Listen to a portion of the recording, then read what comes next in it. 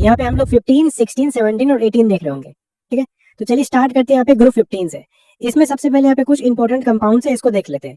तो सबसे पहले यहाँ पे अपने पास NaNO3, इसको हम लोग चाइल्ड सॉल्ट बोलते हैं। ठीक है, फिर KNO3, इसको इंडियन सॉल्ट बोलते हैं। और यहाँ पे फ्लोरापेटाइट। ठीक है, अच्छा यहाँ पे ये ए भी हो जाएगा, यहाँ पे CA9 हो जाएगा। ठीक है, तो यहाँ पे फ्लोरापेटाइट, ये इसको हम लोग CA9 को ऐसे भी लिख सकते हैं। ठीक है, CA3 और आगे भी 3 लगा सकते हैं, तो वही सेम चीज हो जाएगा।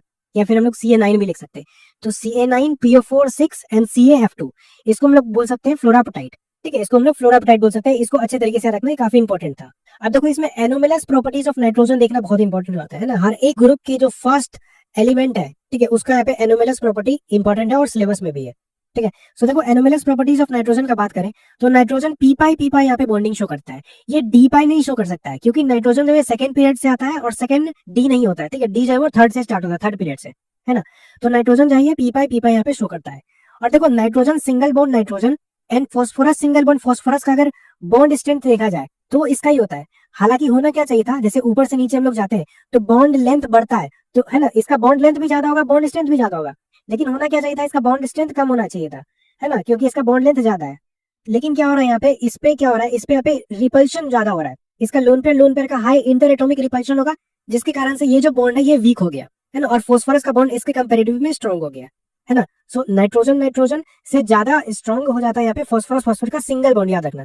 ठीक है, तो single NN bond weaker then single PP bond, समझ आ गया, है ना। और देखो यहाँ पे हाई इंटर एटॉमिक रिपल्शन होता है इसके बीच में, एंड जो कैटिनेशन प्रॉपर्टीज वीकर होता है नाइट्रोजन में इसी कारण। ठीक है, इसी कारण यहाँ पे कैटरेशन प्रॉपर्टी यानी कि आपस में जुड़ते जाना, जिसका कार्बन का बहुत ही ज्यादा होता है। ऑर्गेनिक केमिस्ट्री पूरा उसी पे डिपेंडेंट है, कार्बन कार्बन कार्बन का बॉन्ड बनता है, इसी को हम लोग कैटिनेशन प्रॉपर्टी बोलते हैं। ये वीक होता है नाइट्रोजन में।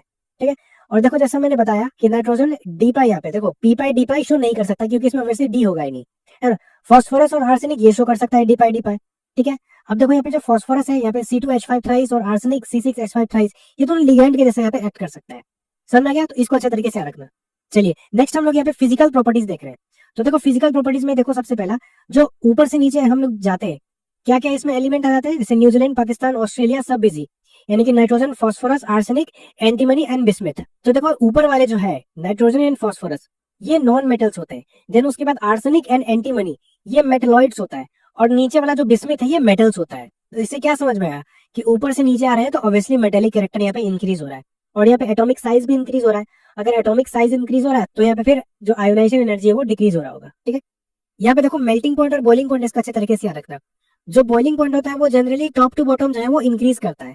ठीक है, मेल्टिंग पॉइंट भी टॉप टू बॉटम इंक्रीज करता है, but up to arsenic, arsenic के बाद जो ये मेल्टिंग पॉइंट है वो डिक्रीज करने लगता है। ठीक है, डिक्रीज कर जाता है ये। देखो यहाँ पे एनसीईआरटी का इंपॉर्टेंट लाइन है कि all the elements of this group are polyatomic. Polyatomic होता है सभी एलिमेंट्स, जैसे डाइनाइट्रोजन डायटोमिक गैस होता है, ऑब्वियसली N2 डायटोमिक गैस है। इसके अलावा जो अदर है वो सभी सॉलिड्स होते हैं, सिर्फ नाइट्रोजन ही हमारे पास यहाँ पे डायटोमिक गैस होता है ना। देखो metallic character increases down the group, obviously ऊपर से नीचे आएंगे तो मेटेलिक कैरेक्टर इंक्रीज होगा। नाइट्रोजन फॉस्फोरस नॉन मेटल्स है, नाइट्रोजन फॉस्फोरस नॉन मेटल है, आर्सेनिक एंटीमनी मेटलॉइड्स है, देन बिस्मिथ जो है वो मेटल्स है। ठीक है, ऐसा क्यों होता है, इसका रीजन यही चीज है, ये दोनों इसका रीजन है यहाँ पे ऊपर वाला। This is due to decrease in ionization enthalpy, ionization enthalpy decrease हो रहा है, एंड यहाँ पे एटॉमिक साइज यहाँ पे इंक्रीज हो रहा है। तो यहाँ से असर्शन रीजन वाले क्वेश्चन यहाँ से बनाए जा सकते हैं। ठीक है, तो यहाँ पे क्या है कि boiling point in general increases from top to bottom, top to bottom जा रहे हैं तो बॉइलिंग पॉइंट यहाँ पे इंक्रीज होता है। बट मेल्टिंग पॉइंट जो है वो आर्सेनिक तक इंक्रीज होता है, melting point increases up to arsenic and then decreases up to bismuth. Arsenic तक यहाँ पे इंक्रीज होगा, देन बिस्मिथ तक यहाँ पे फिर डिक्रीज हो जाएगा। ठीक है, ये चीज था यहाँ पे। Except nitrogen all the elements of allotropy, nitrogen को छोड़ के जितने भी अदर एलिमेंट्स है वो एलोट्रोपी यहाँ पे शो कर सकते हैं। ठीक है, इस चीज को याद रखना। चलो नेक्स्ट यहाँ पे हम लोग रिएक्टिविटी देख रहे हैं। तो सबसे पहले हम लोग देखो यहाँ पे एक चीज, इस ऑर्डर को अच्छे तरीके से याद रखना, ये हम लोग हाइड्राइड के लिए देखते हैं। ठीक है, हाइड्राइड वाले के लिए हम लोग यहाँ पे ऑर्डर देखते हैं, ऑक्साइड में थोड़ा सा यहाँ पे चेंज हो जाता है। देखो ये अगर याद रख लोगे तो ये सभी में हम लोग आगे भी लगा सकते हैं, आगे जो आने वाले एलिमेंट्स है उसमें भी लगा सकते हैं इसको। तो देखो हाइड्राइड्स के लिए क्या होता है कि टॉप टू बॉटम अगर हम लोग जाते हैं ना, तो टॉप टू बॉटम जाने पे स्टेबिलिटी इसका डिक्रीज होता है ना। और स्टेबिलिटी जो है वो प्रोपोर्शनल होता है अपने पास यहाँ पे बॉन्ड डिसोसिएशन एनर्जी के। अब स्टेबिलिटी डिक्रीज हो रहा है, टॉप टू बॉटम जा रहे हैं, और बॉन्ड डिसोसिएशन एनर्जी भी डिक्रीज हो रहा है। अगर बॉन्ड डिसोसिएशन एनर्जी डिक्रीज हो रहा है सो देयरफॉर यहाँ पे जो H+ को तोड़ने के लिए एनर्जी चाहिए था वो कम है, बॉन्ड डिसोसिएशन एनर्जी कम है, तो H+ आसानी से रिलीज हो जाएगा। ठीक है, सो H+ आयन इजिली रिलीज हो जाएगा, है ना। बॉन्ड डिसोसिएशन एनर्जी कम है तो तुरंत वो बॉन्ड टूट जाएगा, यानी कि H+ जो है वो इजिली रिलीज हो जाएगा। और H+ अगर इजिली रिलीज हो गया तो देयरफॉर एसिडिक स्ट्रेंथ जो है वो बहुत ही ज्यादा होगा। ठीक है। ऑब्वियसली जितना ज्यादा H प्लस रेज होगा उसके ही तो प्रोपोर्शनल होता है ना एसिडिक स्टेट, समझ में आ गया। तो देखो स्टेबिलिटी जो है, स्टेबिलिटी क्या होता है, स्टेबिलिटी प्रोपोर्शनल होता है अपने पास यहाँ पे ऑक्सीडेशन एजेंट के, ठीक है, ऑक्सीडाइजिंग एजेंट के, ठीक है। इस चीज को याद रख लो, बस इसको याद रख लो या फिर इसको याद रख लो, एक अगर याद रख लोगे तो सारा काम हो जाएगा। तो स्टेबिलिटी प्रोपोर्शनल होता है ऑक्सीडाइजिंग एजेंट के, सो देयरफॉर ये इनवर्सली प्रोपोर्शनल हो जाएगा रिड्यूसिंग एजेंट के, और ऑक्सीडाइजिंग एजेंट इनवर्सली प्रोपोर्शनल हो जाएगा यहाँ पे ऑक्सीडेशन स्टेट के। ऑक्सीडेशन स्टेट जो है डायरेक्टली प्रोपोर्शनल होता है एसिडिटी के, एंड एसिडिटी जो है इनवर्सली प्रोपोर्शनल होता है अपने पास यहाँ पे बेसिसिटी के। तो स्टेबिलिटी यहाँ पे इनवर्सली प्रोपोर्शनल हो जाएगा अपने पास यहाँ पे acidic strength, and directly proportional हो जाएगा यहाँ पे बेसिक स्ट्रेंथ के, ठीक है। ये इंपॉर्टेंट चीज था यहाँ पे। चलो आप देखो यहाँ पे हाइड्राइड में देख रहे हैं, तो हाइड्राइड में जो भी यहाँ पे अपने पास एलिमेंट था, नाइट्रोजन फास्फोरस ये सभी एलिमेंट था, वो ES3 बनाता है। जैसे अपने पास यहाँ पे NH3 हो गया, PS3 हो गया, इस तरीके से, ठीक है। देखो टॉप टू बॉटम क्या होगा, ऑब्वियसली स्टेबिलिटी डिक्रीज होगा, स्टेबिलिटी डिक्रीज हो रहा है तो एसिडिक स्ट्रेंथ इंक्रीज होगा, ठीक है। एसिडिक स्ट्रेंथ इंक्रीज हो रहा है तो बेसिक स्ट्रेंथ डिक्रीज होगा, ठीक है। और एसिडिक स्ट्रेंथ क्या, acidic strength proportional to oxidation state, therefore inversely proportional to oxidizing agent, therefore proportional to reducing agent. इस तरीके से आप लोग चेन बना के याद कर सकते हो। तो एसिडिक स्ट्रेंथ अगर इंक्रीज हो रहा है तो फिर रिड्यूसिंग एजेंट भी यहाँ पे इंक्रीज होगा, ठीक है। सो देयरफॉर अगर हम लोग टॉप टू बॉटम जाएंगे तो रिड्यूसिंग एजेंट का जो यहाँ पे कैरेक्टर है वो इंक्रीज होता है, रिड्यूसिंग पावर इंक्रीज होता है। सो ऊपर वाला जो है NH3 ये माइल्ड रिड्यूसिंग एजेंट होगा, और नीचे वाला जो अपने पास है बिस्मिथ का हाइड्राइड है ना BiS3, ये स्ट्रॉन्ग रिड्यूसिंग एजेंट होगा, ठीक है। देखो मेल्टिंग पॉइंट और बॉइलिंग पॉइंट का बात किया जाए तो ये NH3 का ज्यादा होता है PS3 से, नाइट्रोजन वाले का ज्यादा होता है। क्यों? क्योंकि नाइट्रोजन ऑब्वियसली यहाँ पे हाइड्रोजन बॉन्डिंग में पार्टिसिपेट कर सकता है, इस वजह से, समझ गया, इसको याद रखना। चलो ऑक्साइड्स का बात किया जाए तो ऑक्साइड्स इस तरीके से यहाँ पे बना सकता है ना। जैसे यहाँ पे एलिमेंट है तो E2O3 और E2O5 बना सकता है, ठीक है। यहाँ पे देखो ऑक्साइड्स क्या है, ऑक्साइड्स में एसिडिक स्ट्रेंथ जो है ये ऑक्सीडेशन स्टेट के प्रोपोर्शनल होता है। और नॉर्मल जैसा भी हम लोग जानते हैं कि टॉप टू बॉटम अगर हम लोग जाते हैं तो एसिडिक स्ट्रेंथ घटता है और बेसिक स्ट्रेंथ बढ़ता है, ठीक है। सिमिलरली यहाँ पे नॉन मेटेलिक कैरेक्टर घटता है और मेटेलिक कैरेक्टर यहाँ पे बढ़ता है, उसी जैसा, ठीक है। ये ऑक्साइड्स में वैसा ही चलता है नॉर्मल जैसा। हाइड्राइड्स में क्या चलता था ये वाला मैंने आपको बता दिया। ऑक्साइड्स में क्या है, ऑक्साइड्स में एसिडिक स्ट्रेंथ यहाँ पे ऑक्सीडेशन स्टेट के प्रोपोर्शनल है, एंड टॉप टू बॉटम अगर जाओगे तो एसिडिक स्ट्रेंथ घटेगा, बेसिक स्ट्रेंथ यहाँ पे बढ़ेगा, ठीक है।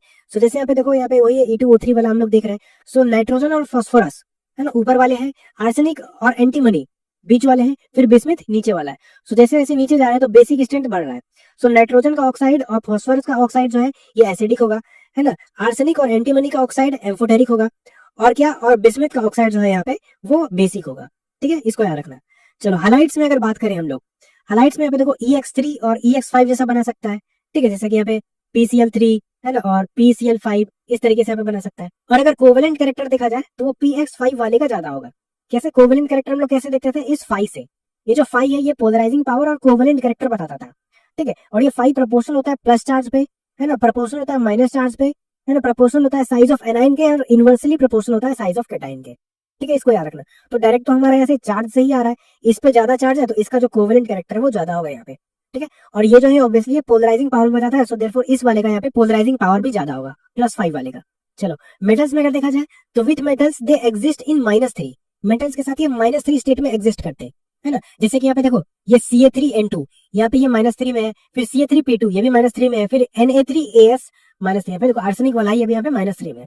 इस तरीके से यहाँ पे होता है। तो उम्मीद करता हूँ ये सारी चीजें आप लोग समझ गए होंगे। चलिए नेक्स्ट है ग्रुप 16। ग्रुप 16 ऑब्वियसली ये ऑक्सीजन का फैमिली होता है, इसको हम लोग चैल्कोजेंस भी बोलते हैं। इसमें क्या क्या एलिमेंट्स आते हैं, ऑब्वियसली वही उस से टीपो, ठीक है, उससे टीपो, है ना, उससे टीपो यानी कि oxygen, sulphur, selenium, tellurium, polonium, ठीक है। इसको अच्छे तरीके से याद रखना। सो देखो ऑक्सीजन का यहाँ पे कुछ इंपॉर्टेंट कंपाउंड्स देखा जाए, और ऑक्सीजन एंड सल्फर का यही कंपाउंड्स आप लोग अच्छे से याद रखो। तो ऑक्सीजन का कंपाउंड है यहाँ पे जिप्सम, इप्सम सॉल्ट एंड बायरेट, ठीक है। सो जिप्सम का फॉर्मूला होता है CaSO4.2H2O, ठीक है, CaSO4 2H2O, and Epsom salt का फॉर्मूला होता है MgSO4 7H2O, ठीक है। और यहाँ पे बायरेट का फॉर्मूला होता है BaSO4, ठीक है, इसको अच्छे तरीके से याद रखना। सल्फर कंपाउंड का क्या फॉर्मूला होता है, सल्फर कंपाउंड के मतलब क्या क्या यहाँ पे कंपाउंड्स है, सबसे पहले अपने पास यहाँ पे गेल्ला, ठीक है, इसका होता है PbS, लेड सल्फाइड हम लोग उसको बोलते हैं। फिर होता है जिंक ब्लेंड, ठीक है, जिंक का सल्फाइड है ना, यहाँ पे ZnS हो जाएगा। उसके बाद है कॉपर पायरेट CuFeS2, ठीक है। ये कुछ इंपॉर्टेंट कंपाउंड्स थे इसके। देखो इलेक्ट्रॉन गेन इंथैल्पी का बात किया जाए, ठीक है, इलेक्ट्रॉन गेन इंथैल्पी -ΔH का, तो यहाँ पे देखो ये किसका ज्यादा होगा, है ना। होता क्या है कि ये जो है ये प्रोपोर्शनल होता है किसके, इनवर्सली प्रोपोर्शनल होता है अपने पास यहाँ पे साइज के, ठीक है। लेकिन यहाँ पे देखो साइज के इनवर्सली प्रोपोर्शनल का तो टॉप टू बॉटम अगर जाएंगे तो साइज अगर बढ़ रहा है तो ये घटना चाहिए, तो देखो यहाँ पे सबका घट रहा है। ठीक है, टॉप टू बॉटम जाएंगे तो ये डिक्रीज होता है अपने पास नेगेटिव वाला इलेक्ट्रॉन गेन एंथैल्पी, ये हम लोग इसका मैग्नीट्यूड को भी कंसीडर कर सकते हैं। ठीक है, तो ये डिक्रीज होना चाहिए था, ये कह सकते हैं इलेक्ट्रॉन एफिनिटी, इलेक्ट्रॉन एफिनिटी का भी ये ऑर्डर होता है। लेकिन अब हो क्या रहा है यहाँ पे, ये जो ऑक्सीजन है इसमें कॉम्पैक्ट नेचर हो जाता है ऑक्सीजन का, छोटा है बहुत ये, तो because of compact nature of oxygen ये इधर चले जाता है, यानी कि ये इलेक्ट्रॉन लेना नहीं चाहता है। ये ऑर्डर है अपने पास कि कौन कितना इलेक्ट्रॉन ले सकता है, इलेक्ट्रॉन एफिनिटी, इलेक्ट्रॉन को लेने की क्षमता। अब क्योंकि ये बहुत ही ज्यादा छोटा हो जाता है, कॉम्पैक्ट नेचर हो जाता है, तो ये सबसे लास्ट में आ जाता है। ठीक है, तो फाइनल ऑर्डर हो जाता है अपने पास एस सल्फर, देन उसके बाद एसई, ठीक है, देन उसके बाद T E, then P O, then last में अपने पास हो जाएगा ऑक्सीजन। ये फाइनल ऑर्डर हो जाता है अपने पास इलेक्ट्रॉन गेन एंथैल्पी का। ठीक है, तो इसको अच्छे तरीके से याद रखना, सल्फर का ज्यादा हो जाता है अपने पास यहाँ पे ऑक्सीजन से। और देखो यहाँ पे अगर आयोनाइजेशन एनर्जी का बात किया जाए तो आयोनाइजेशन एनर्जी ग्रुप 16 का छोटा होता है। ग्रुप 16 का छोटा क्यों होता है, क्योंकि ग्रुप 15 का यहाँ पे बड़ा हो जाता है। रीजन क्या है ग्रुप 15 का बड़ा होने का, हाफ फील्ड स्टेबिलिटी। अब ग्रुप 15 में से नाइट्रोजन है, ठीक है, नाइट्रोजन है, और ग्रुप 16 में यहाँ पे ऑक्सीजन है। ठीक है, नाइट्रोजन है ऑक्सीजन है, तो इसमें क्या हो जाएगा, इसमें P3 हो जाएगा और इसमें P4 हो जाएगा। अब ये हाफ फील्ड है, ठीक है, तो हाफ फील्ड है तो इससे इलेक्ट्रॉन निकालना ज्यादा एनर्जी रिक्वायरमेंट प्रोसेस होगा, इससे इलेक्ट्रॉन निकालने के लिए ज्यादा एनर्जी देना पड़ेगा, तो इसका आयोनाइजेशन एनर्जी ज्यादा होगा। समझ आ गया, कंपैरिजन टू दिस, ये तो इलेक्ट्रॉन दे देगा तुरंत से, क्योंकि ये इलेक्ट्रॉन देके 3 में चले जाएगा, खुद को स्टेबल बना लेगा। ठीक है, तो यहाँ पे क्या है, ग्रुप 15 का यहाँ पे आयोनाइजेशन एनर्जी ज्यादा होता है because of half field P3 orbital in group 15। समझ आ गया। चलिए नेक्स्ट यहाँ पे फिजिकल प्रॉपर्टीज। फिजिकल प्रॉपर्टीज देखा जाए तो ऑक्सीजन और सल्फर नॉन मेटल्स होते हैं, सेलेनियम और टेल्यूरियम मेटलॉइड्स होते हैं, एंड पोलोनियम जो है ये मेटल होता है। और ऑक्सीजन देखो यहाँ पे ये कॉमनली O2 और S8 में यहाँ पे एग्जिस्ट करता है। अब देखो अगर केमिकल प्रॉपर्टीज का बात किया जाए तो देखो टॉप टू बॉटम क्या होता है, टॉप टू बॉटम ऑब्वियसली जैसा कि हम लोग इनर्ट पेयर इफेक्ट में जानते ही हैं कि टॉप टू बॉटम जाने पे stability of lower oxidation state जो है वो इंक्रीज करता है। ठीक है, ये इनर्ट पेयर इफेक्ट होता है ना, लोअर ऑक्सीडेशन स्टेट का स्टेबिलिटी इंक्रीज होगा और हायर ऑक्सीडेशन स्टेट का स्टेबिलिटी डिक्रीज होगा। तो इसमें यहाँ पे +6 जो है ये हायर ऑक्सीडेशन स्टेट होता है, तो इसका स्टेबिलिटी डिक्रीज होगा, और +4 जो है ये लोअर ऑक्सीडेशन स्टेट होता है, तो इसका स्टेबिलिटी यहाँ पे इंक्रीज होगा। ठीक है, ये होता है इसमें, ठीक है, इनर्ट पेयर इफेक्ट में। ठीक है, ये तो काफी बेसिक था, आपको पता ही होगा। देखो ऑक्सीजन जो है ये शो करता है वेरिएबल ऑक्सीडेशन स्टेट। कितने सारे वेरिएबल, बहुत सारे, यहाँ पे देखो। तो ऑक्सीजन जो है ये -2 में भी एग्जिस्ट कर सकता है, -1, -½ 0 +1 और +2, इतने सारे में ये एग्जिस्ट कर सकता है ऑक्सीजन। और जनरली जो है ये -2 के फॉर्म में एग्जिस्ट करता है ऑक्साइड्स बनाने के लिए, जैसे कि यहाँ पे H2 वगैरह हो गया। ठीक है, इसमें यहाँ पे -2 में आएगा, है ना। परऑक्साइड में यहाँ पे -1 में आता है। ठीक है, सुपर ऑक्साइड की अगर बात किया जाए जैसे KO2, इसमें -½ हो जाता है। ठीक है, ये सुपर ऑक्साइड हो गया, है ना। न्यूट्रल में तो ऑब्वियसली 0 ही होगा, जैसे O2। ठीक है, OF2 और O2F2 जैसे चीजों में, जैसे यहाँ पे देखो O2F2, इसमें यहाँ पे ये +1 में जाएगा, ये हटेगा तो यहाँ पे +2 आएगा, और +2 डिवाइडेड बाय 2, तो यहाँ पे +1 हो जाएगा, और इसमें यहाँ पे ऊपर में +2 आ जाएगा। ठीक है, तो इतने सारे में एग्जिस्ट कर सकता है, तो इसको आप लोग अच्छे तरीके से रखना, और ये दोनों काफी इंपॉर्टेंट है ये वाले। ठीक है, जब यहाँ पे जो H2O होता है ये लिक्विड होता है ना, और H2O जो है ये गैस होता है। इसका लिक्विड होने का रीजन क्यों है, क्योंकि इसमें यहाँ पे हाइड्रोजन बॉन्डिंग प्रेजेंट होता है, इस वजह से ये लिक्विड होता है। ठीक है, तो ये था अपने पास यहाँ पे कुछ केमिकल प्रॉपर्टीज। देखो अब वही बात है यहाँ पे हाइड्राइड वाला, हाइड्राइड वाले में ऑब्वियसली इसमें E है तो H2E में एग्जिस्ट करता है, जैसे कि यहाँ पे H2O हो गया, ठीक है, H2S हो गया, इस तरीके से। और ऑब्वियसली टॉप टू बॉटम जाओगे तो यहाँ पे क्या होगा, एसिडिक स्टेबिलिटी डिक्रीज होगा, स्टेबिलिटी डिक्रीज है तो एसिडिक स्ट्रेंथ इंक्रीज होगा। ठीक है, रिड्यूसिंग एजेंट इंक्रीज होगा, बेसिक स्ट्रेंथ डिक्रीज होगा, और बॉन्ड डिसोसिएशन एनर्जी तो डिक्रीज होता है, क्योंकि ये स्टेबिलिटी के प्रोपोर्शनल होता है। समझ में आ गया। तो ऊपर से नीचे जाओगे तो एसिडिक स्ट्रेंथ यहाँ पे इंक्रीज होता है, क्यों, क्योंकि बॉन्ड डिसोसिएशन एनर्जी यहाँ पे डिक्रीज हो रहा है। ठीक है, और देखो यहाँ पे H2O जो है ये रिड्यूसिंग एजेंट नहीं होता है। ठीक है, क्योंकि ऑक्सीजन सबसे ऊपर वाला है। ठीक है, जैसे जैसे नीचे जाते जाओगे तब वहाँ पे रिड्यूसिंग एजेंट वहाँ पे इंक्रीज होता है। ठीक है, H2O जो है ये नॉट शो रिड्यूसिंग प्रॉपर्टी। ठीक है, रिड्यूसिंग प्रॉपर्टी ये शो नहीं करता है H2O। समझ में आ गया। और एसिडिक स्ट्रेंथ का बात किया जाए तो ऑब्वियसली ऊपर से नीचे जाओगे तो एसिडिक स्ट्रेंथ यहाँ पे बढ़ते जाएगा, तो ये जो है अपने पास है ये T, इसका यहाँ पे एसिडिक स्ट्रेंथ ज्यादा होता है यहाँ पे सल्फर से। ठीक है, इसको याद रखना, टॉप टू बॉटम जाओगे तो बॉन्ड डिसोसिएशन एनर्जी डिक्रीज होगा, एसिडिक स्ट्रेंथ इंक्रीज होगा।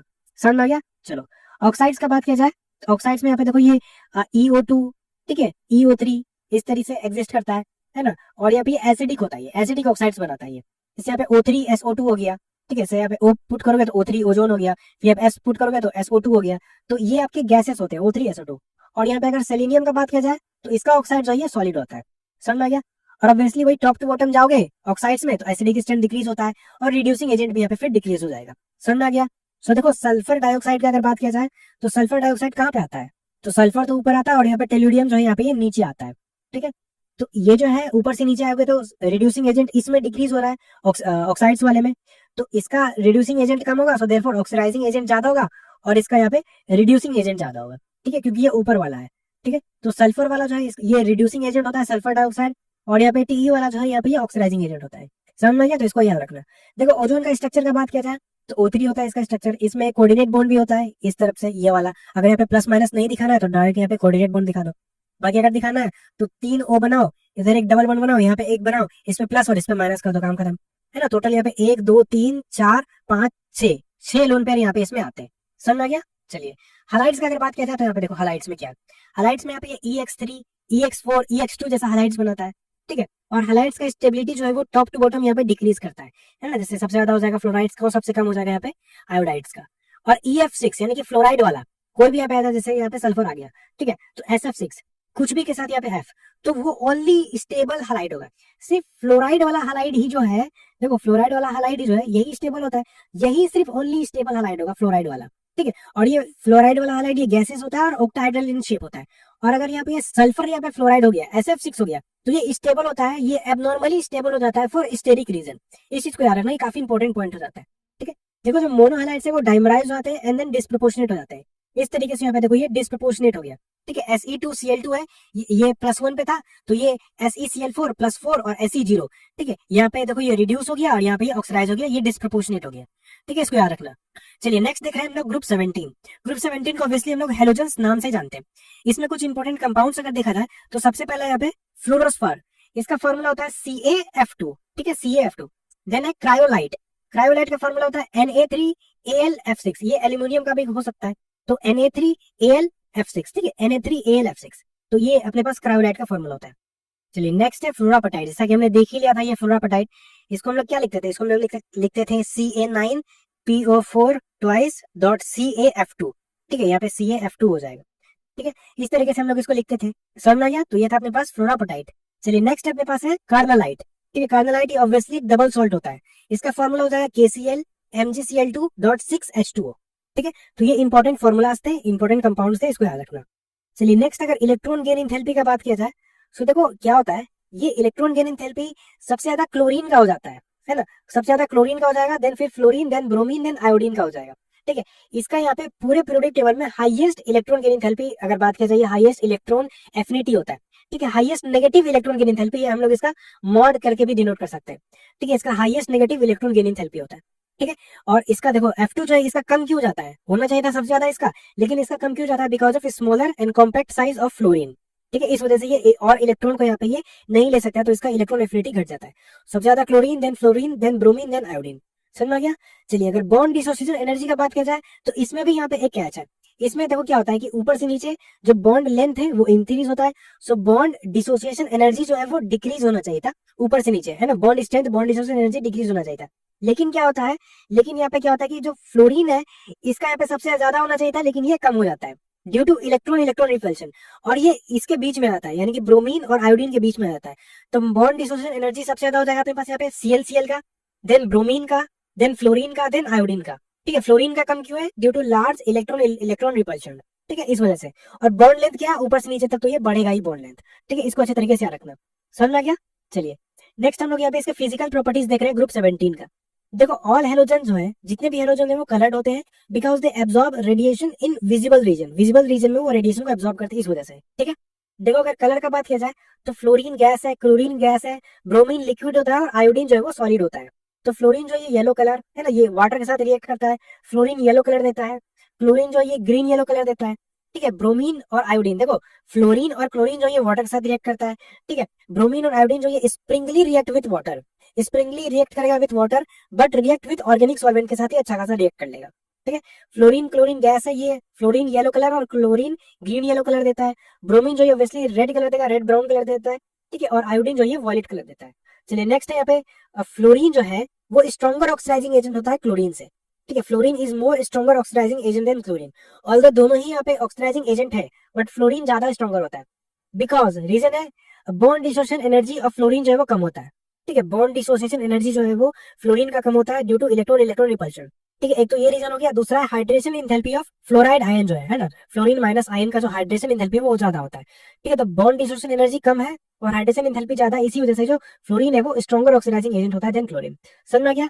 चलिए केमिकल प्रॉपर्टीज का बात किया जाए तो देखो फ्लोरीन जो है, फ्लोरीन एग्जिबिट करता है ओनली -1 ऑक्सीडेशन स्टेट। ये सिर्फ एक ही ऑक्सीडेशन स्टेट एग्जिबिट करता है विच इज -1, ठीक है, चार्ज में, बाकी न्यूट्रल में तो जीरो करेगा ही, ठीक है। ये स्ट्रॉन्गेस्ट ऑक्सीडाइजिंग एजेंट होता है, ठीक है, स्ट्रॉन्गेस्ट ऑक्सीडाइजिंग एजेंट होता है, इसको अच्छे तरीके से याद रखना, ठीक है। टॉप टू बॉटम अगर जाएंगे तो टॉप टू बॉटम जो है ये इसका ऑक्सीडेशन स्टेट डिक्रीज होता है, ठीक है, सॉरी ऑक्सीडाइजिंग एजेंट है वो डिक्रीज होता है, ठीक है। Top to bottom oxidizing agent decrease होगा इन एक्वस मीडियम, याद रखना इसको, एक्वस मीडियम में, because of standard electrode potential, ठीक है। स्टैंडर्ड इलेक्ट्रोड पोटेंशियल के कारण जो टॉप टू बॉटम अगर जाओगे तो ऑक्सीडाइजिंग एजेंट डिक्रीज होता है एक्वस मीडियम में। अब देखो इसका यहाँ पे, इसमें स्टैंडर्ड इलेक्ट्रोड पोटेंशियल में क्या क्या आ जाते हैं, इसमें आते हैं यहाँ पे आपके इंथैल्पी ऑफ डिसोसिएशन, ठीक है, इसको हम लोग बॉन्ड डिसोसिएशन एनर्जी भी बोल सकते हैं, ठीक है। Enthalpy of electron gain, electron gain enthalpy भी बोल सकते हैं इसको, ठीक है। एंड इंथैल्पी ऑफ हाइड्रेशन, जिसको हाइड्रेशन इंथैल्पी, हाइड्रेशन एनर्जी भी बोल सकते हैं, ठीक है। So dissociation enthalpy, electron gain enthalpy and hydration enthalpy, सभी चीज इसमें आ जाता है, ठीक है। इसको बहुत अच्छे तरीके से याद रखना है ना, किसमें, स्टैंडर्ड इलेक्ट्रोड पोटेंशियल, ठीक है। अब देखो halogens are highly reactive, halogen जो है as for halogen, as for highly reactive, ठीक है, हाईली रिएक्टिव होता है। एंड जो टॉप टू बॉटम अगर जाओगे तो इसका रिएक्टिविटी डिक्रीज होता है, ठीक है। टॉप टू बॉटम जाने पे इसका रिएक्टिविटी और ऑक्सीडाइजिंग एजेंट जो है ये दोनों ही यहाँ पे डिक्रीज होता है, ठीक है, यहाँ जैसे कि हमने देखा, ठीक है। तो इसको अच्छे तरीके से आप लोग याद रखना। चलिए नेक्स्ट यहाँ पे halogens react with water, halogens water के साथ कैसे रिएक्ट करते हैं, तो फ्लोरीन जो है ये वाटर के साथ रिएक्ट करती है O2 और HF बना लेता है, ठीक है, यहाँ पे अपना ये एसिड बना लेगा। क्लोरीन और ब्रोमीन जो है ये वाटर के साथ रिएक्ट करके क्या बनाता है, ये भी अपने पास यहाँ पे HCl और HBr बना लेगा, इसको हम लोग हाइड्रोहेलिक एसिड बोलते हैं, ठीक है, हाइड्रोहेलिक एसिड, ठीक है। और क्या बना सकता है, ये हाइपोहेलिक एसिड भी बना सकता है, यानी कि OHCl या OHBr ये दोनों बना सकता है, ठीक है। हाइड्रोहेलिक एसिड या हाइपोहेलिक एसिड बना सकता है ये, ठीक है। देखो आयोडीन का बात किया जाए तो ये वाटर के साथ रिएक्ट नहीं करता है, क्योंकि ये रिएक्शन नॉन स्पॉन्टेनियस हो जाता है। कैसे, देखो यहाँ पे आयोडीन माइनस जो है, ठीक है, आयोडीन मान देखो यहाँ से अगर रिएक्ट करेगा तो ये जीरो था, यहाँ पे कहीं ना कहीं माइनस में आएगा, तो आयोडीन माइनस जो है ये वाटर के साथ रिएक्ट करके यहाँ से ये वाला रिएक्ट करके ये आयोडीन बना लेता है, तो ये वाला रिएक्शन स्पॉन्टेनियस है, तो ये वाला रिएक्शन यहाँ पे नॉन स्पॉन्टेनियस हो जाता है, ठीक है। अब देखो यहाँ पे क्या हो रहा है कि माइनस से जीरो पे जा रहा है तो उसका ऑक्सीडेशन हो रहा है, ठीक है, तो ये जो है आयोडीन माइनस ये रिड्यूसिंग एजेंट जैसा काम करता है, ठीक है। इसको अच्छे तरीके से याद रखना, समझ में गया। अब देखो रिएक्शन विद फ्लोरीन अगर कराओगे तो फ्लोरीन के साथ रिएक्शन बहुत ही ज्यादा एक्सोथर्मिक होता है, यानी कि काफी हीट यहाँ से रिलीज होगा, ठीक है। देखो एच एफ का बात किया जाए तो इसका बॉइलिंग पॉइंट जो है ये 293 केल्विन होता है ना, और लिक्विड होता है रूम टेम्परेचर, ठीक है, 293 केल्विन ज्यादा नहीं है, एंड लिक्विड होता है रूम टेम्परेचर पे HF, और इसमें हाइड्रोजन बॉन्डिंग यहाँ पे प्रेजेंट होता है, ठीक है। इस बात को अच्छे तरीके से याद रखना। चलो अगर रिएक्टिविटी का बात किया जाए तो देखो हाइड्राइड में, देखो हाइड्राइड में ऑब्वियसली वही एक्स जो है ये HX बना लेगा, टॉप टू बॉटम जानते ही है, स्टेबिलिटी डिक्रीज होता है, बॉन्ड डिसोसिएशन एनर्जी डिक्रीज होगा, एंड एसिडिटी यहाँ पे इंक्रीज होता है यहाँ पे, ठीक है। सो अगर ऊपर से नीचे जाओगे तो HF, ठीक है, HCl, HBr और HI, ठीक है। सो टॉप टू बॉटम क्या होगा, इसका सबसे ज्यादा यहाँ पे एसिडिटी हो जाता है, इसको अच्छे तरीके से रखना है, यानी कि एसिडिक कैरेक्टर, एसिडिक स्ट्रेंथ।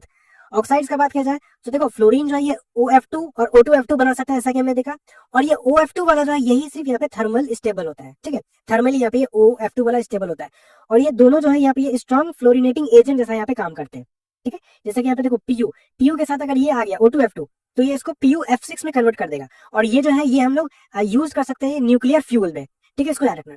ना अगर देखो ऑक्साइड्स का स्टेबिलिटी का बात किया जाए सो ऑक्साइड्स का स्टेबिलिटी यहाँ पे सीधा नहीं होता है, सबसे ज्यादा यहाँ पे आयोडीन वाले का हो जाएगा, देन क्लोरीन का हो जाएगा, देन ब्रोमीन का होगा, ठीक है, क्लोरीन यहाँ पे बीच में आता है, ठीक है। तो आयोडीन का क्यों ज्यादा होगा, due to greater polarization. Chlorine का क्यों ज्यादा होगा, due to multiple bond formation हो, क्लोरीन यहाँ पे मल्टीपल बॉन्ड फॉर्मेशन कर सकता है due to vacant d orbital के कारण, इसमें वेकेंट डी ऑर्बिटल होता है। ब्रोमीन जो ये दोनों नहीं कर सकता है, ठीक है, तो आयोडीन का ज्यादा होगा, देन क्लोरीन, देन ब्रोमीन हो जाएगा, and this is by kinetic and thermodynamic factor, इसको बहुत अच्छी तरीके से रखना है, ये इसी कारण ये चीज डिसाइड हुआ है ऑक्साइड का स्टेबिलिटी, ठीक है। चलो देखो सम ऑक्साइड्स का अगर देखा जाए तो क्लोरीन ऑक्साइड से यहाँ पे जैसे हो सकता है Cl2, ठीक है, Cl2O, ClO2, Cl2O6 and Cl2O7, ठीक है, क्लोरीन O7, ठीक है, क्लोरीन ट्वाइस O7, ये सभी जो है ये क्लोरीन ऑक्साइड जो है हाईली रिएक्टिव ऑक्सीडाइजिंग एजेंट होते हैं, ठीक है, हाईली रिएक्टिव ऑक्सीडाइजिंग एजेंट होते हैं, एंड देयरफॉर ये टेंड टू एक्सप्लोड होते हैं, ठीक है, टेंड्स टू एक्सप्लोड। ब्रोमीन का ऑक्साइड्स देखा जाए तो जैसे कि यहाँ पे देखो Br2O, BrO2 एंड BrO3 ये लीस्ट स्टेबल होते हैं, है ना, देयरफॉर ये पावरफुल ऑक्सीडाइजिंग एजेंट कहलाएंगे, समझ में गया, इसको याद रखना। आयोडीन का ऑक्साइड्स देखा जाए तो ये I2O4, I2O7 एंड I2O5 हो सकता है, जो ये I2O5 है ये गुड ऑक्सीडाइजिंग एजेंट होता है, इसको याद रखना, ठीक है, अच्छा ऑक्सीडाइजिंग एजेंट होता है। एंड ये जो है आयोडीन के ऑक्साइड्स ये इनसॉल्युबल सॉलिड्स होते हैं एंड ये डिकम्पोजेबल्स होते हैं, ठीक है, इसको अच्छे तरीके से रखना है। और ये वाला जो ये टेंड टू एक्सप्लोड क्लोरीन का ऑक्साइड्स ये काफी इंपॉर्टेंट है, आपसे क्वेश्चन भी पूछा गया है इससे।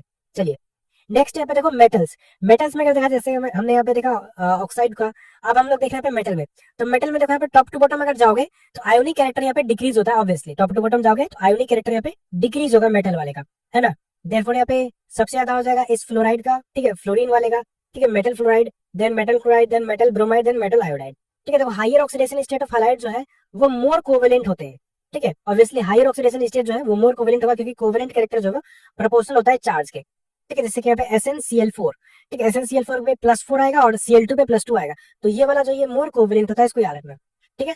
देखो रिएक्टिविटी का बात किया जाए तो पे देखो फ्लोरीन का रिएक्टिविटी सबसे ज्यादा होता है, जैसा कि हमने देखा था। उसके बाद कोई और आता है, ऊपर से नीचे जाते वक्त रिएक्टिविटी डिक्रीज होता है, तो सबसे ज्यादा फ्लोरीन का होगा, देन क्लोरीन का होगा, देन ब्रोमीन का होगा, देन आयोडीन का होगा। लेकिन फ्लोरीन के बाद यहाँ पे इंटर हेलोजन कंपाउंड आ जाते हैं, ठीक है। Reactivity of inter halogen compound का ज्यादा हो जाता है हेलोजन से, एक्सेप्ट फ्लोरीन, फ्लोरीन का ज्यादा होता है इंटर हेलोजन से, ठीक है। जो इंटर हेलोजन कंपाउंड है वो एक्स से बनता है, जैसे IeCl, इस तरीके से हो गया इंटर हेलोजन कंपाउंड, ठीक है ना। और हेलोजन तो जानते हैं वही X2। इसका ज्यादा क्यों होता है? ड्यू टू पोलर बॉन्ड, इसमें इस तरीके से पोलर बॉन्ड्स यहाँ पे प्रेजेंट होते हैं, ठीक है। ऑब्वियसली एक का इलेक्ट्रोनेगेटिविटी ज्यादा होगा तो इस पे डेल्टा नेगेटिव, और दूसरे का होगा तो इस पे डेल्टा पॉजिटिव आ जाएगा, समझ में आ गया। और इंटर हेलोजन कंपाउंड्स का यहाँ पे हाई बॉइलिंग पॉइंट होता है, इसको भी याद रखना, ठीक है। इसका हाई बॉइलिंग पॉइंट यहाँ पे देखने को मिलता है। देखो यहाँ पे मेल्टिंग पॉइंट और बॉइलिंग पॉइंट, इसको याद रखना, ये बहुत इंपॉर्टेंट है भाई, यहाँ से प्रीवियस से क्वेश्चन भी आए हुए, ये बहुत इंपॉर्टेंट है। और इसका मैं आपको यहाँ पे ट्रिक भी बताता हूँ। ये हम लोग 15, 16 और 17 के यहाँ पे हाइड्राइड्स वाले यहाँ पे देख रहे हैं, ठीक है। हाइड्राइड वाले यहाँ पे हम लोग देख रहे हैं, तो हाइड्राइड वाला ही है, लेकिन आप लोग इसको यहीं पे समझ लो। सबसे पहले यहाँ पे देखो मेल्टिंग पॉइंट, मेल्टिंग पॉइंट कैसे लिखता है? तो सबसे पहले तो यहाँ पे देखो नाइट्रोजन, ऑक्सीजन और फ्लोरीन का टोटल फैमिली लिख दो, ठीक है। तो NH3 PS3, ठीक है, आर्सेनिक H3, यहाँ पे एंटीमनी H3, ठीक है, तो ये लिख दिया हमने। फिर OS से टीपो, ठीक है ना, OH2 SH2 SEH2 TeH2, ठीक है। फिर FH है ना, ClH BrH IH, इस तरीके से हमने लिख दिया। आप देखो यहाँ पे मेल्टिंग पॉइंट है, मेल्टिंग पॉइंट मोनो, ठीक है, M मीन्स मोनो यानी कि एक, तो एक से स्टार्ट करो तो 112 कर दो इसमें बस, ठीक है, 112 कर दो, ठीक है। बॉइलिंग पॉइंट में क्या करना है? 211 कर देना, B4 यानी कि बाई, तो स्टार्टिंग 2 से होगा, तो 211 कर देना। सो 112 किया, सो 1 1 और 2 कर दो, बस बात खत्म, इतना ही करना है। सो ऊपर 1 करो और फिर नीचे से स्टार्ट कर लेना, 1 करो देन 2 3 4 कर दो, ठीक है। फिर यहाँ पे भी 1 था, देन नीचे से 2 3 4 कर दो। यहाँ पे 2 था तो नीचे से क्या स्टार्ट करें? यहाँ पे हम लोग 3 नहीं दे सकते, यहाँ पे हम लोग 1 देंगे, देन उसके बाद 3 4 कर देना बस। और ये जो ऑर्डर आ रहा है ये अपने पास मेल्टिंग पॉइंट का ऑर्डर है, तो सबसे ज्यादा यहाँ पे वही NH3 का होगा, देन उसके बाद इसका होगा, ठीक है, एंटीमनी का, देन आर्सेनिक का, देन यहाँ पे फास्फोरस का हो जाएगा, ठीक है। इसमें सबसे ज्यादा मेल्टिंग पॉइंट इसका होगा, ऑक्सीजन वाले का, देन यहाँ पे फिर इसका होगा, देन फिर इसका, देन फिर लास्ट में सल्फर का हो जाएगा, ठीक है। इसमें क्या होगा? हेलोजन वाले में हेलोजन का सबसे ज्यादा होगा इसका, ठीक है, मेल्टिंग पॉइंट सबसे ज्यादा हो जाएगा आयोडीन वाले का, देन फ्लोरीन का, देन यहाँ पे इस ब्रोमीन का, देन क्लोरीन का, ठीक है। बॉइलिंग पॉइंट में क्या करना है? 211 कर देना है, ठीक है। 1 वाले तो जानते ही है, 1 देन फिर 2 3 4, 1 नीचे से थ्रू 3 4, ठीक है, 2 3 4 कर दो। इसमें 2 किया हो तो नीचे यहाँ पे 1 लिखना पड़ेगा, 1 देन फिर 3 देन 4 कर देना, ठीक है। काफी सिंपल है, उम्मीद करता हूँ समझ गए, ठीक है। इस तरीके से हमें बॉइलिंग पॉइंट और मेल्टिंग पॉइंट का यहाँ पे ऑर्डर आ जाएगा, और ये काफी इंपॉर्टेंट है, इसको गलती से भी इग्नोर मत कर देना, this is very very extremely important point, ठीक है। चलो मेल्टिंग पॉइंट और बॉइलिंग पॉइंट ऑफ, यहाँ पे देखो NH3 H2 और HF, इन सभी का यहाँ पे हाई क्यों है? ठीक है, NH3 H2 और HF, इन सभी का यहाँ पे क्या है? मेल्टिंग पॉइंट और बॉइलिंग पॉइंट ज्यादा क्यों है? ठीक है, ड्यू टू H बॉन्डिंग, ये सभी जो ये हाइड्रोजन बॉन्डिंग कर सकते हैं, इसी वजह से इसका यहाँ पे मेल्टिंग पॉइंट और बॉइलिंग पॉइंट यहाँ पे ज्यादा देखने को मिलता है, ठीक है। इसको अच्छे तरीके से याद रखना, समझ में आ गया? चलिए नेक्स्ट यहाँ पे ग्रुप 18, ग्रुप 18 को हम लोग नोबल गैस और इनर्ट गैस भी बोल सकते हैं। नोबल गैस क्यों बोलते हैं? Because they are fully filled valence orbital होता है, यानी कि कोई भी इसमें वैकेंट ऑर्बिटल नहीं है, वैकेंट स्पेस नहीं है, देयरफॉर ये नोबल होता है। इनर्ट क्यों? क्योंकि ये केमिकली अनरिएक्टिव होता है, रिएक्ट नहीं करता है, क्योंकि ऑब्वियसली फुली फिल्ड है, तो देयरफॉर हम लोग इसको इनर्ट भी बोल सकते हैं, ठीक है। तो फुली फिल्ड के कारण हम लोग इसको नोबल बोलते हैं, और केमिकली अनरिएक्टिव के कारण हम लोग इसको इनर्ट गैस बोलते हैं। समझ में आ गया? चलिए आयोनाइजेशन एनर्जी का बात किया जाए तो ग्रुप 18 का सबसे ज्यादा आयोनाइजेशन एनर्जी होता है। क्यों? क्योंकि इससे इलेक्ट्रॉन निकालना बहुत ही मुश्किल होगा, क्योंकि ये फुली फिल्ड स्टेबल स्टेट में होता है। इलेक्ट्रॉन गेन एंथैल्पी का बात किया जाए तो सभी का यहाँ पे पॉजिटिव इलेक्ट्रॉन गेन एंथैल्पी होता है, यानी कि पॉजिटिव डेल्टा H होगा, ठीक है। कोई यहाँ पे इलेक्ट्रॉन लेना ही नहीं चाहता है, और इसका यहाँ पे इलेक्ट्रॉन एफिनिटी पूरे पीरियड में सबसे कम होता है ना। अब अगर इसी ग्रुप 18 में अगर देखा जाए तो किस तरीके से हम लोग इसको डेल्टा H को डिनोट करते हैं। सो जैसे यहाँ पे देखो सबसे ज्यादा किसका होगा? सबसे ज्यादा यहाँ पे नियॉन का हो जाएगा, ठीक है। उसके ज्यादा उससे बाद फिर होगा अपने पास आर्गन का, आर्गन और क्रिप्टन का बराबर बराबर ही चलता है, ठीक है। देन उसके बाद यहाँ पे फिर जेनॉन का हो जाएगा, देन लास्ट में हीलियम का हो जाएगा, ठीक है। तो ऊपर से नीचे तक यहाँ पे देखो डिक्रीज होता है, ठीक है। ऊपर से नीचे यहाँ पे देखो डिक्रीज होने लगता है, ठीक है। ऑब्वियसली जैसा कि हम लोग जानते हैं ऊपर से नीचे अगर साइज इंक्रीज हो रहा है तो डेल्टा H यहाँ पे डिक्रीज होगा, ठीक है। तो डिक्रीज करते चलना, ठीक है। बस यहाँ पे He को इसको लास्ट में भेज देना, और आर्गन और क्रिप्टन का यहाँ पे कहीं ना कहीं बराबर ही होता है, ठीक है। तो ऊपर से नीचे यहाँ पे देखो डिक्रीज हो रहा है, और हीलियम वाले को सबसे लास्ट में भेज दो, और आर्गन और क्रिप्टन यहाँ पे देखो AR KR थोड़ा सिमिलर सा दिखता है ना, तो इसको यहाँ पे बराबर कर देना। और हीलियम का ऑब्वियसली यहाँ पे देखो सबसे कम यहाँ पे बॉइलिंग पॉइंट भी होगा, ठीक है। सबसे कम यहाँ पे देखो क्या इलेक्ट्रॉन गेन एंथैल्पी भी है, और सबसे कम यहाँ पे बॉइलिंग पॉइंट भी यहाँ पे हीलियम का होता है, ठीक है। इसको बहुत अच्छे तरीके से याद रखना है, ठीक है। और कितना इसका बॉइलिंग पॉइंट होता है? इसका बॉइलिंग पॉइंट होता है 4.2 केल्विन, ठीक है, 4.2 केल्विन है, ठीक है। बस इतना ही होता है, ठीक है। वाटर का बॉइलिंग पॉइंट कितना होता है? वाटर का बॉइलिंग पॉइंट अगर देखा जाए तो ये होता है अपने पास यहाँ पे 373 केल्विन, और इसका देखो हीलियम का मात्र 4.2 केल्विन है, तो इतना कम इसका बॉइलिंग पॉइंट होता है, लोएस्ट बॉइलिंग पॉइंट होता है। ठीक है। देखो फिजिकल प्रॉपर्टीज का अगर बात किया जाए तो देखो नोबल गैसेस ये मोनोटॉमिक होते हैं, कलरलेस होते हैं, ऑर्डरलेस होते हैं, टेस्टलेस होते हैं। इसका जो है इसका लो मेल्टिंग पॉइंट और बॉइलिंग पॉइंट होता है। नोबल गैसेस का मेल्टिंग पॉइंट और बॉइलिंग पॉइंट लो होता है। क्यों? वेरी लो होता है, बहुत कम, जैसा कि हमने देखा था हीलियम का तो लोएस्ट होता है। ठीक है। रीजन क्या है इसका? Because they only have week dispersion forces. ठीक है। इंटर एटॉमिक फोर्सेस के नाम पे इसके पास सिर्फ वीक डिस्पर्जन फोर्स ही है, इसके अलावा और कोई अदर इंटर एटॉमिक फोर्सेस नहीं है इसके पास। ठीक है। और इसी कारण से they liquefied at low temperature, low temperature पे भी ये लिक्विफाइड हो जाते हैं। इसको अच्छे तरीके से याद रखना। ठीक है। लो मेल्टिंग पॉइंट और बॉइलिंग पॉइंट का रीजन यहाँ पे दिया हुआ है, और ये पीवाईक्यू भी है, ये क्वेश्चन भी आया हुआ है जेईई मेंस में। ठीक है। देखो केमिकल प्रॉपर्टीज का बात किया जाए तो noble gas obviously least reactive होते हैं। रीजन क्या है इसका? Because they have completely filled orbital.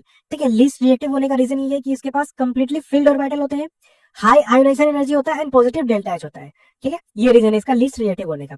जेनन के भी कुछ यहाँ पे कंपाउंड होते हैं जो एग्जिस्ट कर सकते हैं, जैसे कि यहाँ पे XeF2, XeF4, XeF6 फ्लोरीन वाले ही हो गए। ठीक है। ऑक्सीजन और फ्लोरीन वाले भी कुछ होते हैं, जैसे XeO3, ठीक है, XeOF4, XeO2F2। इन सभी के आपको स्ट्रक्चर्स बनाने आने चाहिए, वेरी इंपॉर्टेंट होते हैं। ठीक है। इन सभी का आपको स्ट्रक्चर बना लेना है अच्छे तरीके से। देखो यहाँ पे जो ये XeO2 है, ठीक है, सॉरी XeO3 जो है यहाँ पे ये कलरलेस होता है। ठीक है। अगर इसका VSEPR देखोगे तो ये AB3L1 हो जाएगा। AB3L1 मतलब समझे ना, यानी कि Xe, ठीक है, AB3L1 यानी कि 3 1 4, तो इस तरीके से यहाँ पे 4 बना दो, है ना। और यहाँ पे ऑक्सीजन है तो यहाँ पे ऑक्सीजन कर दो।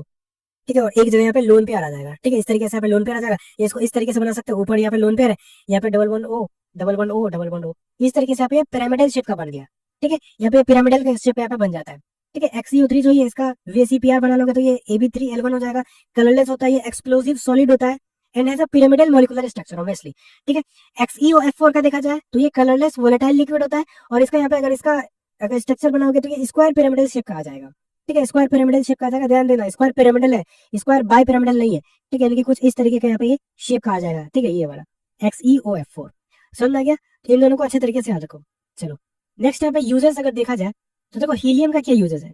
हीलियम यहाँ पे लाइट गैस है, क्रायोजेनिक एजेंट होता है, NMR स्पेक्ट्रोमीटर में हम लोग यूज करते हैं, और MRI में भी हम लोग हीलियम को यूज करते हैं। देखो इसका एक इंपॉर्टेंट यूज भी है जिसपे PYQ भी आया हुआ है।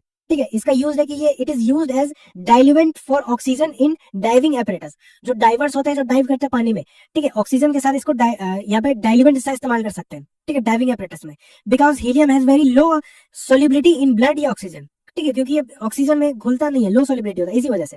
ठीक है। ऑक्सीजन ये ब्लड हम लोग कह सकते हैं, ऑब्वियसली ब्लड में भी हीमोग्लोबिन होता है, हीमोग्लोबिन यहाँ पे ऑक्सीजन को यहाँ पे कैरी करता है। ठीक है। तो वही बात है, आप लोग समझ सकते हो कि helium has very low solubility in blood, या कह सकते हो कि ऑक्सीजन।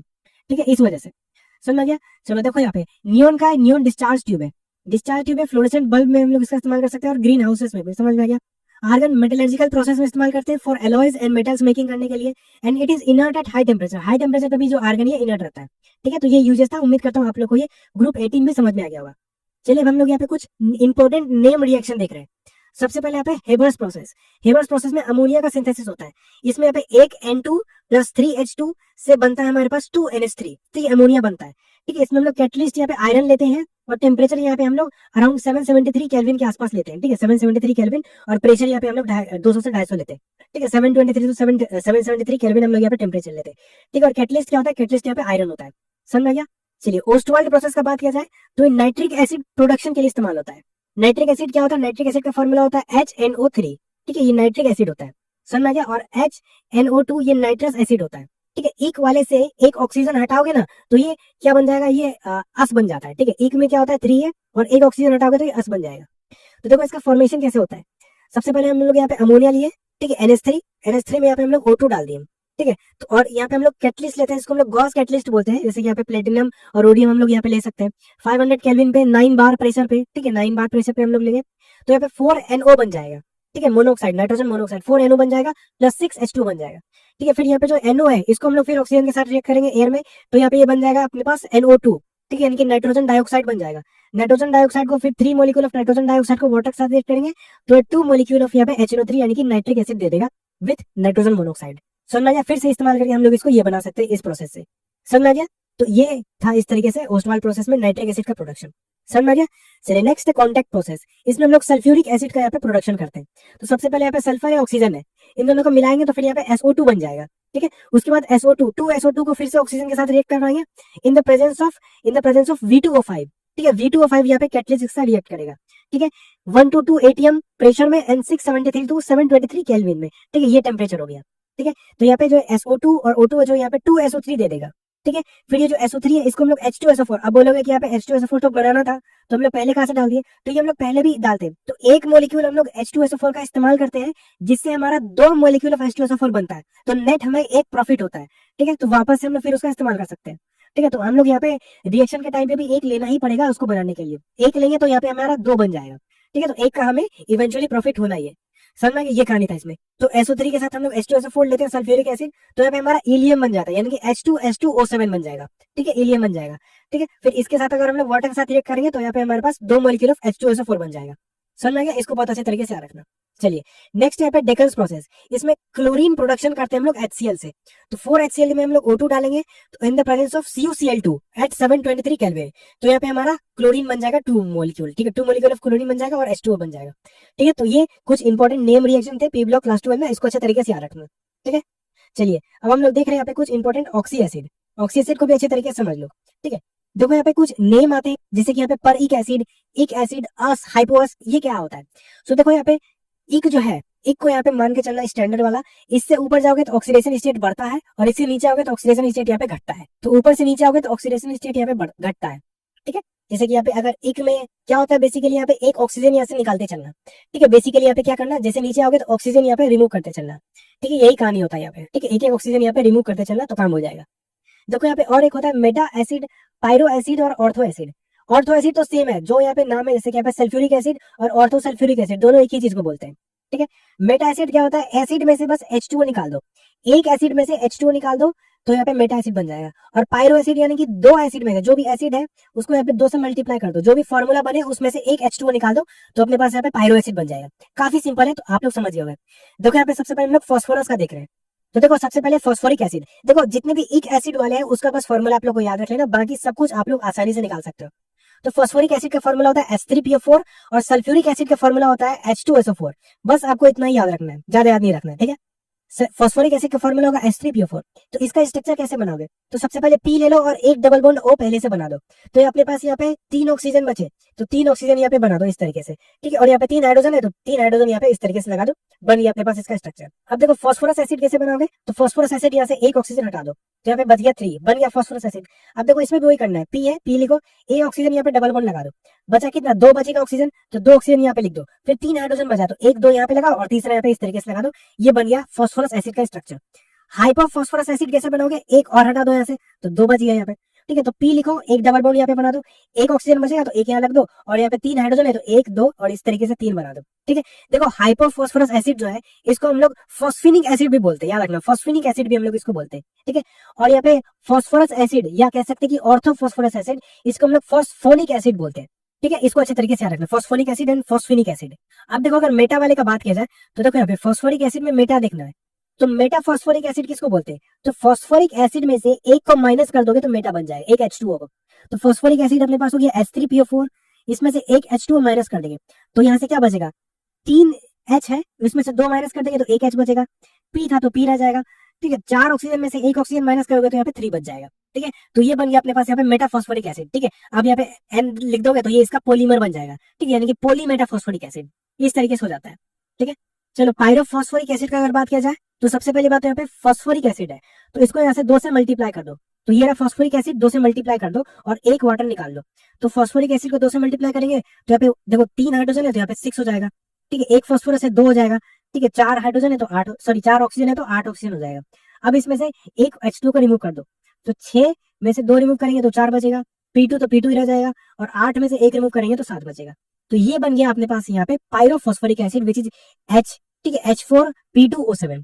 इसका स्ट्रक्चर भी बना सकते हो, स्ट्रक्चर बनाना कोई बड़ी बात नहीं है। सबसे पहले यहाँ पे देखो अगर ये ऑड नंबर है ना तो थोड़ा कॉमन सेंस भी लगाना कि ऑड नंबर है, एक ऑक्सीजन कहीं ना कहीं थोड़ा बीच में भी आ जाता है। ठीक है, तो 2 P2 बना दो। ठीक है, 2 P2 बना दो और इस पे डबल बॉन्ड O पे लगा दो और बीच में यहाँ पे 1 लगा दो। ठीक है। अब देखो टोटल कितने बचे हमारे पास, तो 3 यहाँ पे ऑक्सीजन हमने ले रखा है और अपने पास यहाँ पे बचे टोटल 4। तो यहाँ पे 4 ऑक्सीजन इस तरीके से लिखो, ठीक है। 4 ऑक्सीजन हमने लिख दिया और 4 यहाँ पे हाइड्रोजन भी बचे, तो 4 हाइड्रोजन लगा दो, ठीक है। बन गया हमारे पास यहाँ पे पायरोफॉस्फोरिक एसिड। इजी था, ठीक है। अब देखो इससे भी अगर हम लोग पायरोफॉस्फोरिक एसिड से एक ऑक्सीजन हम लोग अगर रिमूव कर देंगे तो यहाँ पे बन जाएगा हाइपोफॉस्फोरिक एसिड, ठीक है। पायरो से अगर हम लोग ये ऑक्सीजन रिमूव कर देंगे तो ये बन जाएगा अपने पास H4P2O6, ये हो गया अपने पास हाइपोफॉस्फोरिक एसिड, ठीक है। इसको भी याद रख सकते हो तो रख लो, समझ में आ गया। और इसका स्ट्रक्चर कैसे बनेगा, बस यहाँ पे इसको कनेक्ट कर देना, इसको को यहाँ से हटा देना, इस तरीके से बन जाएगा इसका हाइपोफॉस्फोरिक एसिड का, समझ गया। देखो अब नेक्स्ट यहाँ पे मेटाफॉस्फोरस एसिड है, सिंपल है। फॉस्फोरस एसिड ये रहा, इसमें से H2 रिमूव करो, मेटा बन जाएगा, ठीक है। मेटाफॉस्फोरस। पायरोफॉस्फोरस क्या है, इसको 2 से मल्टीप्लाई करो, वाटर रिमूव कर दो, तुम्हारा पायरोफॉस्फोरस बन जाएगा, ठीक है। 2 से अगर इसको मल्टीप्लाई करेंगे तो हो जाएगा H6P2 और यहाँ पे बन जाएगा O6। अब इसमें से वाटर रिमूव करेंगे तो ये बन जाएगा अपने पास H4P2O5, वही लिखा मैंने H4P2O5, समझ में गया। तो ये बन जाएगा अपने पास पायरोफॉस्फोरस एसिड, ठीक है। इसका स्ट्रक्चर इस तरीके से होता है, ठीक है। P बनाओ O और P, यहाँ पे इसमें डबल बॉन्ड नहीं आता है, ठीक है, याद रखना। इसमें डबल बॉन्ड मतलब इसमें सीधा OH OH और OH और OH, इस तरीके से यहाँ पे इसका स्ट्रक्चर बन जाता है। ये एनसीईआरटी में ही दिया हुआ है, एनसीईआरटी का स्ट्रक्चर, ठीक है। तो अब 1 2 3 4 5 ऑक्सीजन हो गए, 4 यहाँ पे हाइड्रोजन हो गए, 2 फॉस्फोरस हो गए, इस तरीके से इसका स्ट्रक्चर बनता है, ठीक है। देखो ऑर्थोफॉस्फोरस एसिड तो वही है, सिंपल सा फॉस्फोरस एसिड ही वही, which is H3PO3। Orthophosphorous acid को हम लोग फॉस्फोनिक एसिड बोलते हैं और यहाँ पे हाइपोफॉस्फोरस एसिड को हम लोग यहाँ पे फॉस्फिनिक एसिड बोलते हैं, ठीक है। तो उम्मीद करता हूँ समझ गए होंगे। चलिए नेक्स्ट वही चीज यहाँ पे देखो, क्या था हाइपोफॉस्फोरस, हाइपोफॉस्फोरस वही है ना, फॉस्फोरस में से, जैसे यहाँ पे देखो फॉस्फोरस क्या था H3PO3, इसमें से एक हटा दोगे तो हाइपो बन जाएगा, ठीक है। तो इस तरीके से था, ठीक है। ऑर्थोफॉस्फोरस वही फॉस्फोरस, ये H3PO3, ठीक है। पायरोफॉस्फोरस हमने देखा, हाइपो फॉस्फोरिक हमने देखा, ये रहा देखो हाइपोफॉस्फोरिक हमने देखा। उसके बाद क्या है ऑर्थोफॉस्फोरिक, ये रहा वही ऑर्थोफॉस्फोरिक हमने देख लिया। और पायरोफॉस्फोरिक है ना, ये देखो पायरोफॉस्फोरिक हमने देखा, सब चीज हमने देख लिया, समझ में आ गया। देखो इस तरीके से यहाँ पे इसके कुछ स्ट्रक्चर्स भी यहाँ पे दिए हुए हैं, ठीक है। देखो वही था अपने पास यहाँ पे, देखो H3PO2 इस तरीके से स्ट्रक्चर होता है, जैसा कि हमने बनाना देखा भी यहाँ पे, ठीक है। एक पी है डबल बॉन्ड O लगाओ, ठीक है। 2 यहाँ पे ऑक्सीजन थे, एक हमने ले लिया, एक ऑक्सीजन यहाँ पे लगाओ और जितने H बच गए H साथ साथ यहाँ पे लगाते चलो, इस तरीके से बनता है इसका। और ये वाला देखो पायरोफॉस्फोरस एसिड, पायरोफॉस्फोरस का इस तरीके से अपने पास होता है, ठीक है। पायरोफॉस्फोरस क्या था 2P था, सो 2P इस तरीके से बना, देखो ऑड नंबर है तो बीच में एक आना ही आना है। और यहाँ पे देखो इधर 2 OH लगा दो और इधर भी 2 OH लगा दो, इस तरीके से यहाँ पे पायरोफॉस्फोरस एसिड बन जाएगा, समझ में आ गया। और उसके बाद ये हाइपोफॉस्फोरिक एसिड, हाइपोफॉस्फोरिक एसिड किससे, पायरोफॉस्फोरिक एसिड से एक ऑक्सीजन रिमूव कर दोगे तो ये हाइपोफॉस्फोरिक एसिड बन जाएगा, ठीक है। तो इस तरीके से था, और बाकी स्ट्रक्चर तो मैंने यहाँ पे इधर बता ही दिया था, ठीक है। अब देखो यहाँ पे इसमें स्ट्रक्चर पे भी यहाँ पे ये वाले फॉर्मूला पूछे जा सकते हैं, ठीक है। मतलब ये वाले इसके कैरेक्टरिस्टिक्स पूछे जा सकते हैं, जैसे कि यहाँ पे देखो पायरोफॉस्फोरिक एसिड ये वाला, ठीक है। पायरोफॉस्फोरिक एसिड बनाना सीखा था हमने, ये रहा पायरोफॉस्फोरिक एसिड, ठीक है।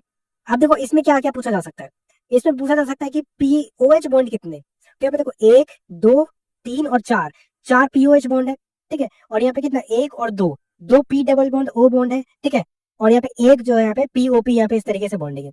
इसमें क्या ऑर्थोफॉस्फोरिक एसिड में, ऑर्थोफॉस्फोरिक एसिड में देखो यहाँ पे 3 1 2 3, 3 यहाँ पे POH बॉन्ड है और एक यहाँ पे P डबल बॉन्ड है, ठीक है। तो इस तरीके से यहाँ पे कैरेक्टरिस्टिक हिसाब से पूछे जा सकते हैं।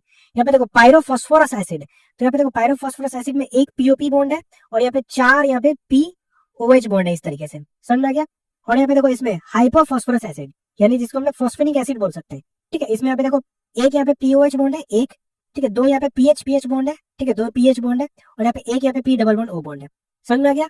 तो इसी तरीके से आपको सभी के स्ट्रक्चर्स याद रखने हैं, सिंपल इसका स्ट्रक्चर बनाना मैंने आपको बता ही दिया है, और ये वाले कैरेक्टरिस्टिक भी इसको याद रखने, और ये ऑक्सीडेशन स्टेट तो आप लोग निकालने जानते हो, ठीक है। और वही चीज यहाँ पे इस तरीके से दिया हुआ है स्ट्रक्चर, ये ऑर्थोफॉस्फोरिक एसिड सिंपल से ये फॉस्फोरिक एसिड का बात कर रहा है, पायरोफॉस्फोरिक एसिड, ठीक है। पायरोफॉस्फोरिक एसिड हमने देख लिया, ये वाला पायरोफॉस्फोरिक एसिड। देन ऑर्थोफॉस्फोरस तो फॉस्फोरस का ही बात कर रहा है, और हाइपोफॉस्फोरस तो ऑर्थोफॉस्फोरस में से एक O निकाल दो तो हाइपोफॉस्फोरस बन जाएगा। ये सिंपल सा चीज था इसमें। चलिए नेक्स्ट यहाँ पे सल्फर हम लोग देख रहे हैं, तो सल्फर में सबसे पहले सल्फ्यूरिक एसिड, सल्फ्यूरिक एसिड में वही H2SO4 हो जाता है, और सल्फ्यूरस एसिड क्या हो जाएगा H2SO3, एक यहाँ पे ऑक्सीजन हटा दोगे, ठीक है। अब देखो सल्फ्यूरिक एसिड में वही कहानी है, पायरोसल्फ्यूरिक एसिड, ऑर्थोसल्फ्यूरिक एसिड तो सिंपल है वही H2SO4 हो जाएगा। स्ट्रक्चर कैसा होता है, स्ट्रक्चर तो देखो स्ट्रक्चर सिंपल है, S बनाओ, ठीक है, डबल बॉन्ड O करो, एक तो डबल बॉन्ड O करोगे बचेगा 3, तो 1 2 और 3 करो, और यहाँ पे 2 H है, 2 H करो, ठीक है, और एक यहाँ पे और डबल बॉन्ड O आ जाएगा, ठीक है। इस तरीके से यहाँ पे हो जाता है, ठीक है। एक तो पहली बात तो फिक्स करो और बाकी दूसरे में चेक कर लो क्या क्या होता है, समझ में गया। इस तरीके से होता है यहाँ पे। और देखो वही दिया हुआ है यहाँ पे, देखो सल्फ्यूरिक एसिड में 2 यहाँ पे S डबल बॉन्ड O है और यहाँ पे 2 SOH है, ठीक है। इस तरीके से होता है, उम्मीद करता हूँ समझ गए होगे। ठीक है, और देखो पायरोसल्फ्यूरिक एसिड में इसको डबल करो, इसको डबल करोगे तो यहाँ पे H4H2O8 आ जाएगा, H4H2O8। इसमें से H2O निकालोगे तो यहाँ पे H2H2O7 आ जाएगा। इसको हम लोग इलियम बोलते हैं, यानी कि पायरोसल्फ्यूरिक एसिड को ही हम लोग यहाँ पे इलियम बोलते हैं। ठीक है, इसको याद रखना। और इसमें अगर इलियम में एक ऑक्सीजन ऐड कर दोगे तो ये बन जाएगा अपने पास परऑक्सो डाइसल्फ्यूरिक एसिड। ठीक है, एक ऑक्सीजन ऐड कर दोगे तो परऑक्सो डाइसल्फ्यूरिक एसिड बन जाएगा। इसमें यहाँ पे परऑक्सो बेस देखने को मिलता है। ठीक है, और इसका स्ट्रक्चर कैसा हो जाएगा, सिंपल से यहाँ पे देखो एस बनाओ, एस बनाओ, दो ओ यहाँ पे बीच में लगा दो। ठीक है, तो यहाँ पे 6 बच गया। तो यहाँ पे एक ऑक्सीजन, दो ऑक्सीजन, तीन ऑक्सीजन, फिर यहाँ पे इधर भी 3 ऑक्सीजन कर दो। ठीक है, एक तो यहाँ पे डबल बॉन्ड करना ही है, और यहाँ पे देखो कितने, 2 यहाँ पे एच है, तो 2 यहाँ पे एच कर दो, और इसमें भी यहाँ पे फिर डबल बॉन्ड हो जाएगा। ठीक है, तो इस तरीके से यहाँ पे इसका स्ट्रक्चर होता है। यहाँ पे देखो एस पे, यहाँ पे देखो एस पे इधर 2 डबल बॉन्ड ओ है। ठीक है, एस पे यहाँ पे देखो 2 डबल बॉन्ड ओ है, फिर एक ओ एच है, एक ओ एच है। ठीक है, यहाँ पे परऑक्सो ब्रिज है, परऑक्सो ब्रिज है, फिर इधर भी उसी तरीके से। ठीक है, इस तरीके से यहाँ पे इसका परऑक्सो डाइसल्फ्यूरिक एसिड बनता है, जिसका फॉर्मूला हो जाता है H2H2O8। ठीक है, और यहाँ पे देखो ये तो पायरोसल्फ्यूरिक एसिड तो सिंपल है बनाना। ठीक है, पायरोसल्फ्यूरिक एसिड अगर देखा जाए तो काफी सिंपल है। देखो ऑड नंबर है तो बीच में एक ओ आना ही आना है। ठीक है, तो एस हो जाएगा। ठीक है, इधर डबल बॉन्ड ओ, इधर डबल बॉन्ड ओ लगा दो, कितना बच गया, 3 हटा दिया तो हमने यहाँ पे 4 बच गया है।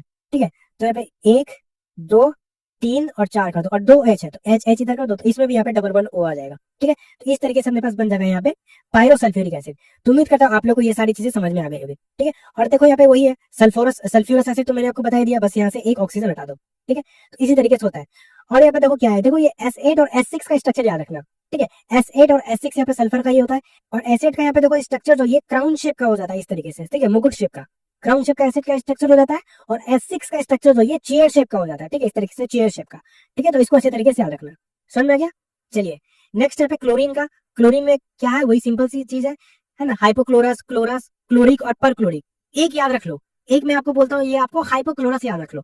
तो यहाँ पे ClOH, बस इतना याद रखना है। Cl और OH आ गया, बस हाइपोक्लोरस हो गया। ठीक है, देखो यहाँ पे Cl और इधर OH लगा देना है बस, तो ये बन गया हाइपोक्लोरस। बस आगे करते चलो, हाइपोक्लोरस से क्लोरस जाओगे तो एक ऑक्सीजन भराओगे, इससे क्लोरिक जाओगे तो एक और ऑक्सीजन भराओगे, फिर पर क्लोरिक जाओगे तो एक और ऑक्सीजन भराओगे। तो बस इसी तरीके से होता है। तो इसमें यहाँ पे क्लोरीन का ऑक्सीडेशन स्टेट +1 है, इसमें यहाँ पे +3 है क्लोरस में, क्लोरिक में +5 हो जाएगा, और पर क्लोरिक में +7 हो जाएगा। ठीक है, यानी कि जैसा मैंने बताया था ऊपर से नीचे आओगे, यहाँ पे देखो ऑक्सीडेशन स्टेट जो है, ठीक है, हाइपोक्लोरस से पर क्लोरिक तक बढ़ता है।